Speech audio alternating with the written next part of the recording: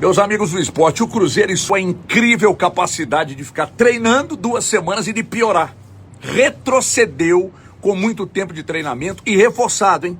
Retrocedeu especificamente no jogo de hoje, um horror no Mineirão, casa cheia, e convenhamos, né, gente? Reservas do São Paulo, sub-12 foi ao Mineirão e ganhou o jogo.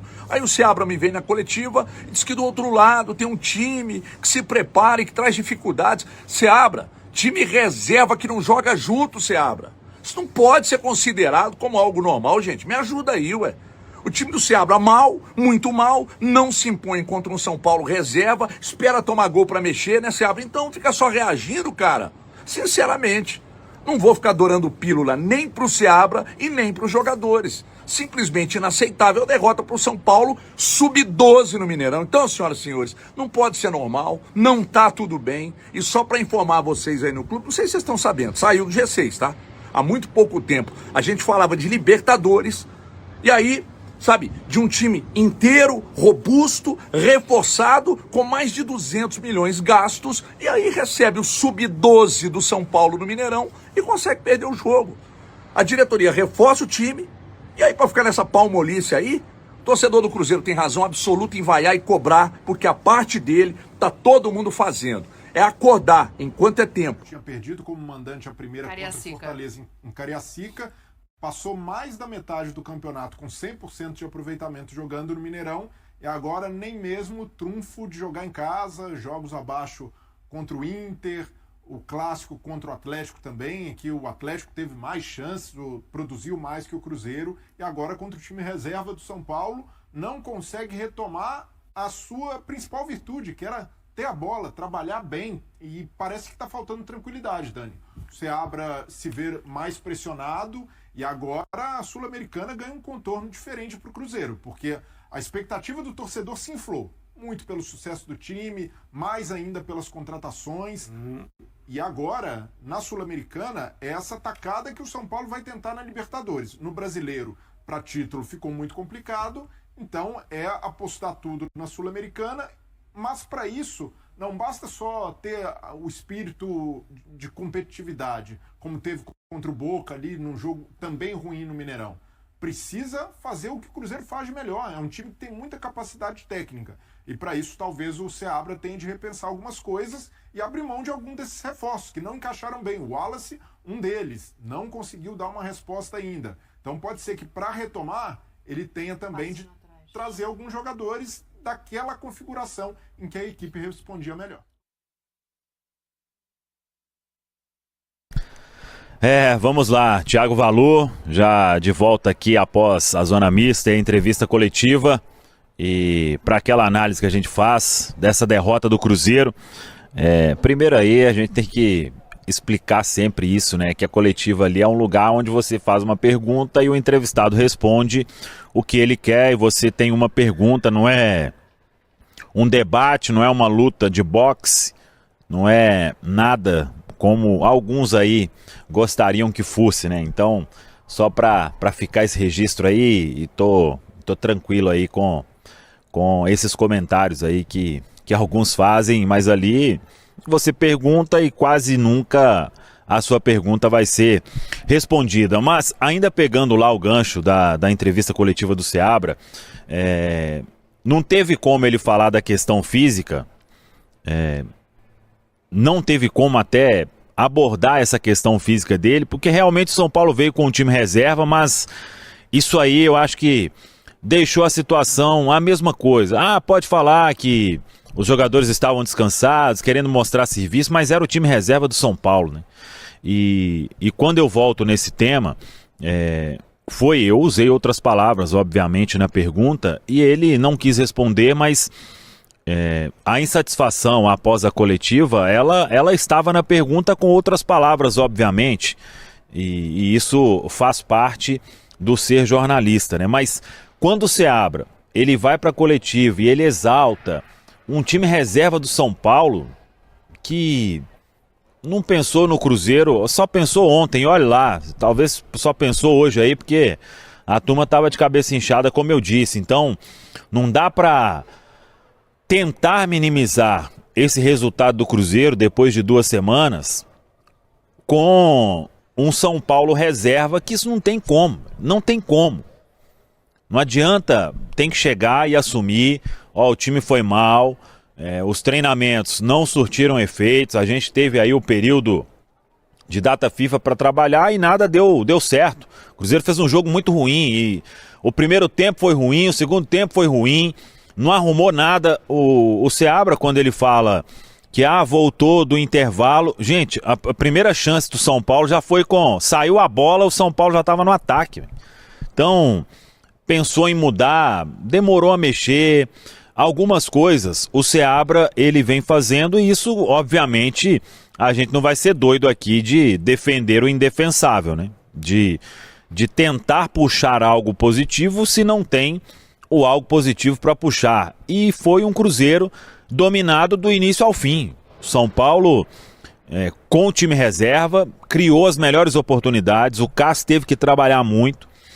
E isso, você voltando depois de mais uma data FIFA, eu com sinceridade, essa aí, eu esperava alguma coisa diferente, porque o jogador descansou, com quem a gente conversou, não, a turma estava cansada mentalmente também, a sequência estava muito ruim, só que no meio dessa sequência ruim veio uma classificação diante da equipe do Boca Juniors, aí quebrou a sequência, os resultados ajudaram, você foi para a 5ª colocação, então era o melhor cenário do mundo para o Cruzeiro voltar e ter o desempenho que em alguns momentos já mostrou nessa temporada, né? Mas aconteceu exatamente o contrário, o Cruzeiro não conseguiu render, isso também precisa ser repassado aos jogadores, porque a responsabilidade ela precisa ser de todo mundo, mas claro, a partir de um momento em que uma outra coisa, era até uma outra pergunta que eu queria fazer para o Seabra.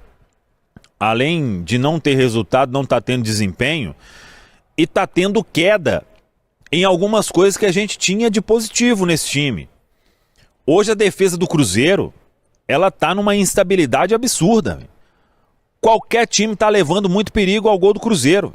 E isso já não aconteceu em vários jogos nessa temporada. Muito do que o Cruzeiro conseguiu fazer aqui no Mineirão, de ter uma baita campanha como mandante, foi porque a defesa foi muito estável e agora ela está instável. Então, para não dizer que pegou apenas o Atlético Goianiense criou bastante. E a gente falou que esse era um ponto que precisava de mudar.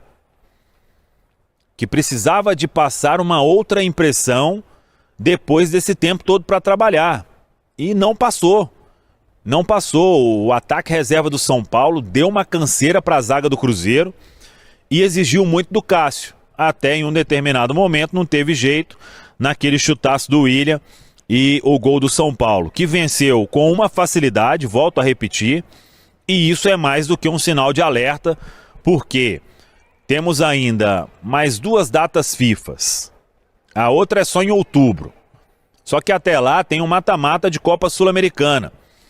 E o que parece, pelo discurso de todo mundo, beleza, o Campeonato Brasileiro está aqui, a gente está ali, perto do G6, porque agora até saiu do G6, né, com esse resultado ruim em casa, e todo mundo apostando na Copa Sul-Americana. Só que não dá para vislumbrar essa facilidade absurda de que o Cruzeiro vai chegar e vai ganhar a Copa Sul-Americana.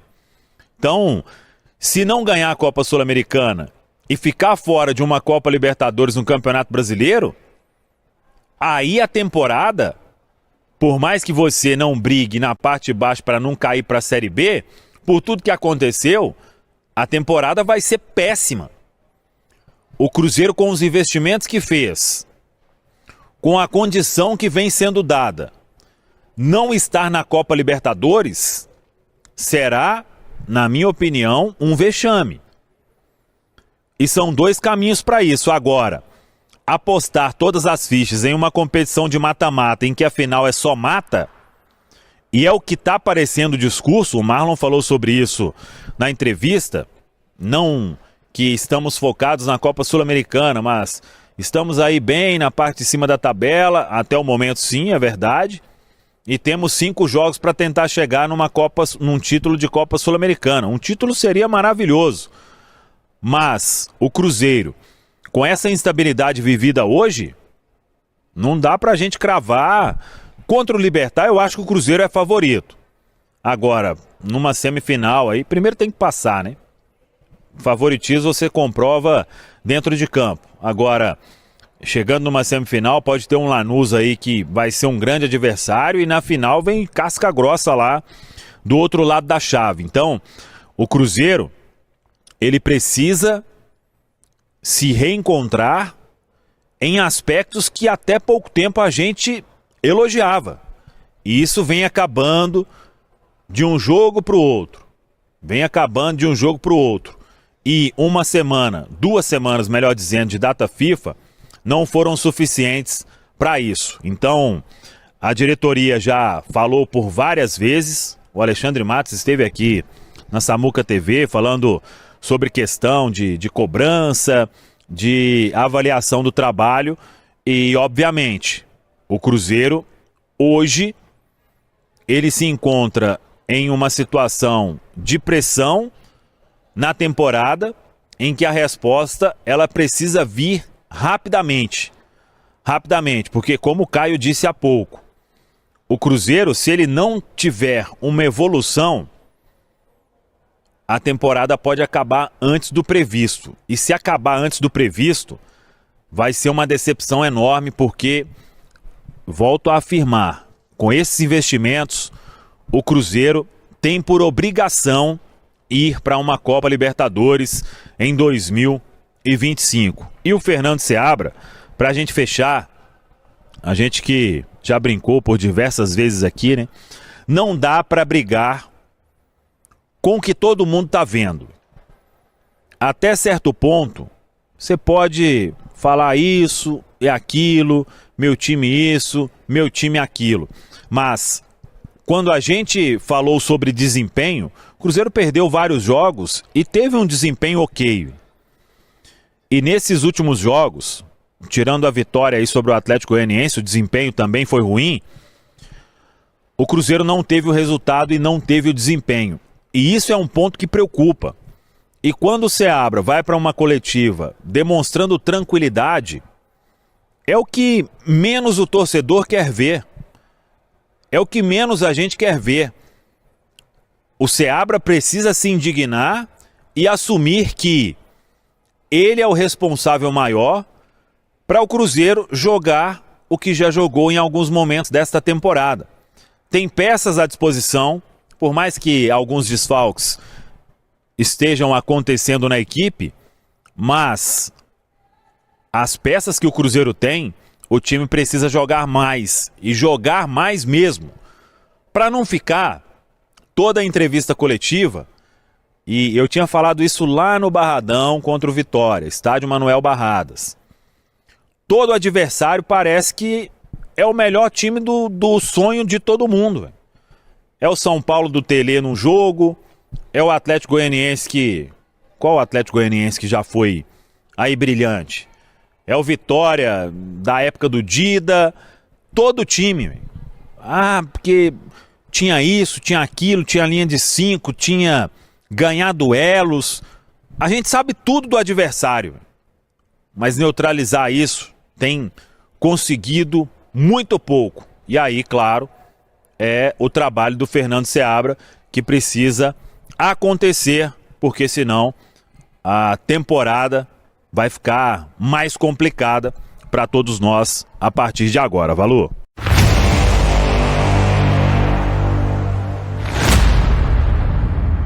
Romero, o capitão do Cruzeiro e um jogador com uma forte ligação com o clube, reconhece que a equipe está em um novo patamar de ambição e investimento, graças à chegada de Pedrinho na direção técnica. O clube investiu significativamente na última janela de transferências, trazendo 7 reforços e gastando cerca de 176,3 milhões de reais. Em uma coletiva de imprensa, Romero foi questionado sobre se o Cruzeiro está no mesmo nível de times como Palmeiras, Flamengo, Botafogo e Bahia, que também estão investindo pesado no mercado de transferências. O jogador destacou o alto investimento feito por Pedrinho e a responsabilidade do time em lutar por títulos. O capitão do time celeste reafirmou que o investimento feito pelo clube tem como objetivo principal buscar títulos, não apenas no Brasileirão, mas também na Copa Sul-Americana. Com 2 competições importantes em andamento, o Cruzeiro está na 5ª posição do Brasileirão e nas quartas de final da Sul-Americana, prestes a enfrentar o Libertad do Paraguai. Neste domingo, o Cruzeiro enfrenta o São Paulo em um jogo crucial para garantir uma vaga no G4 do Brasileirão, mostrando a determinação e o potencial da equipe sob a nova gestão e os investimentos realizados. E aí, galera? O que acharam? Deixe nos comentários. Não se esqueçam de deixar o like e de se inscreverem no canal e ativar o sininho para receber as notificações. Até mais, Nação Celeste! Vamos pra frente!